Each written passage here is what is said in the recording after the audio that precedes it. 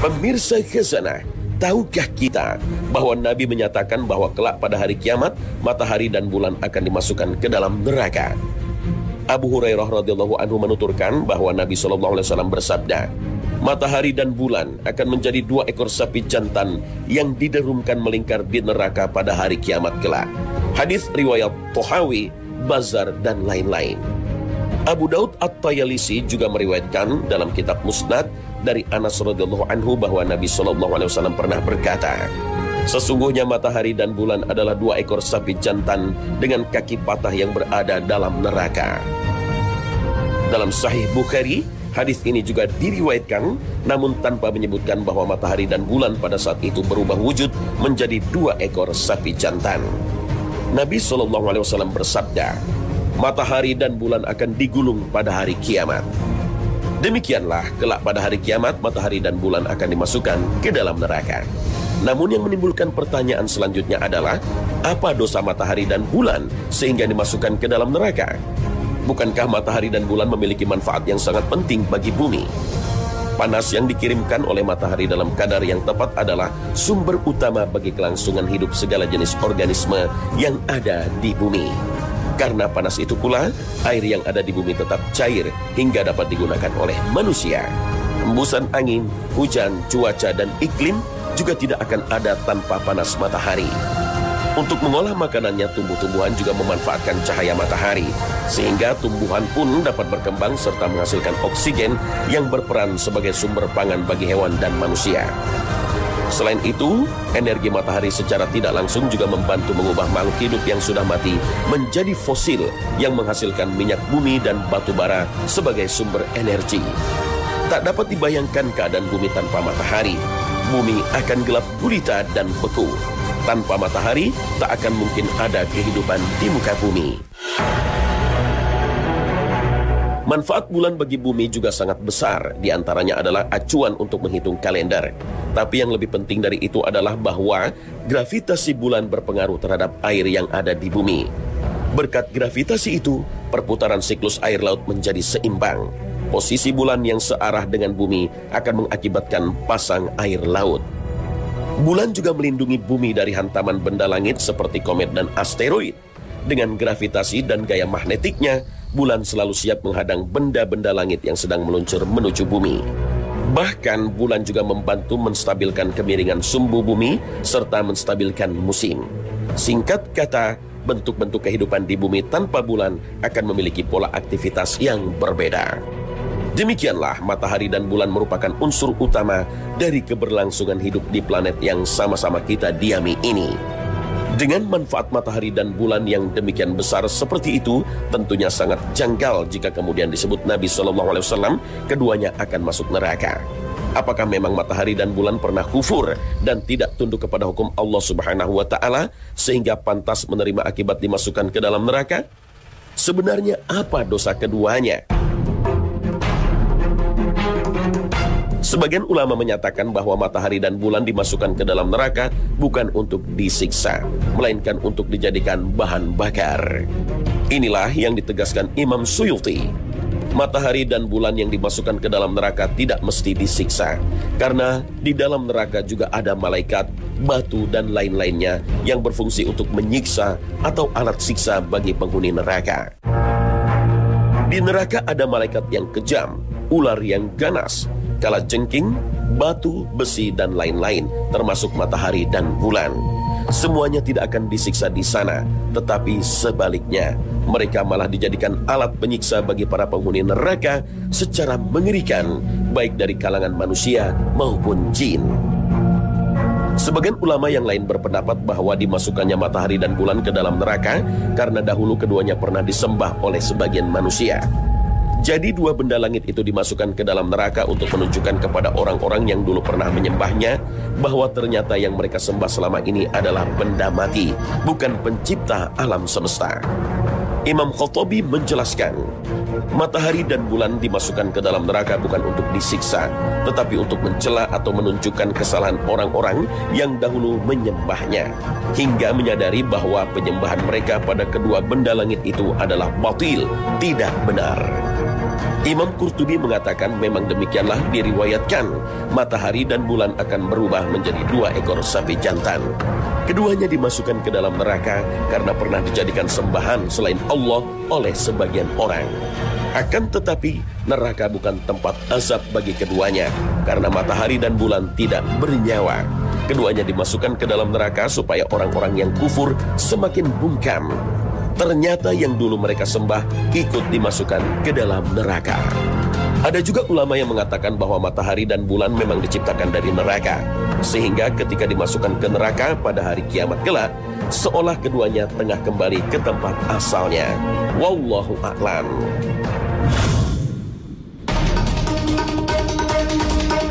Pemirsa, jangan kemana-mana. Sesaat lagi, Khazanah akan menyajikan inspirasi untuk meniti amal soleh sehari-hari.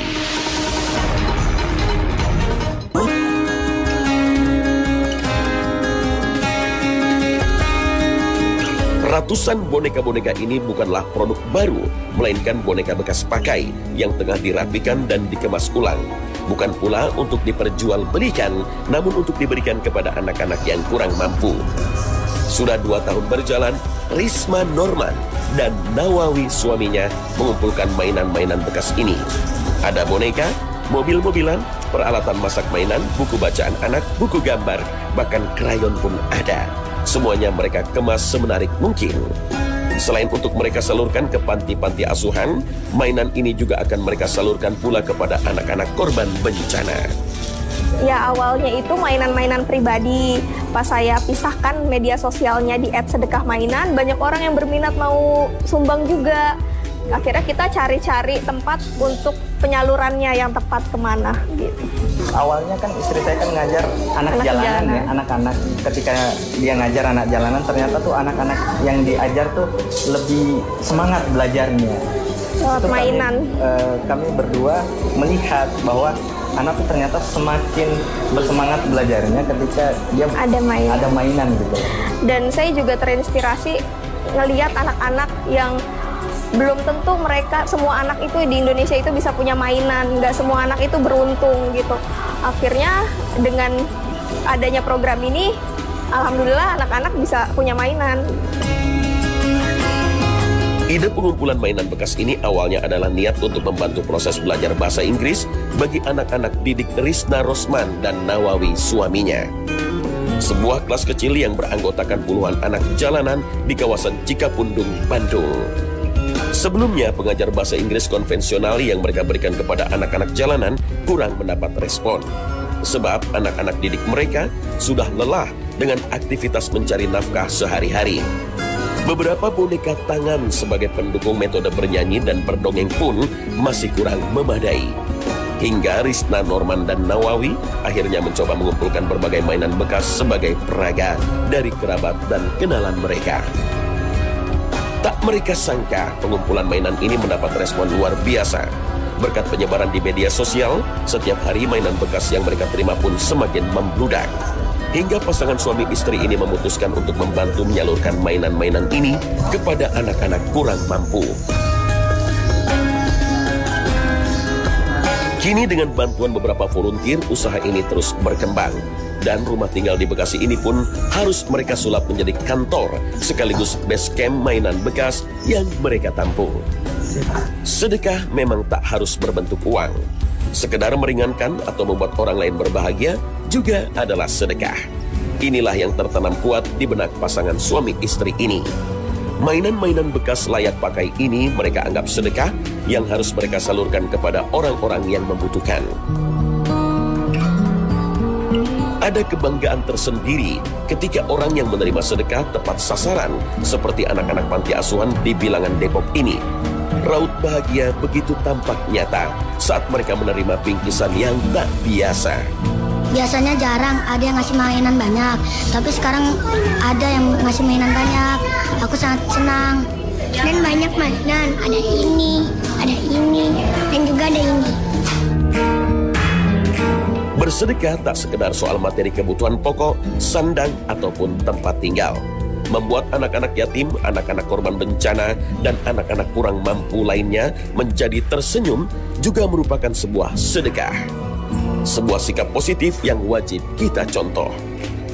Ada beberapa keutamaan sedekah yang tertuang dalam Al-Quran dan hadis Rasulullah SAW. Pertama, sedekah dapat menghapus dosa sebagaimana air memadamkan api. Hadis riwayat Tirmizi nomor 614.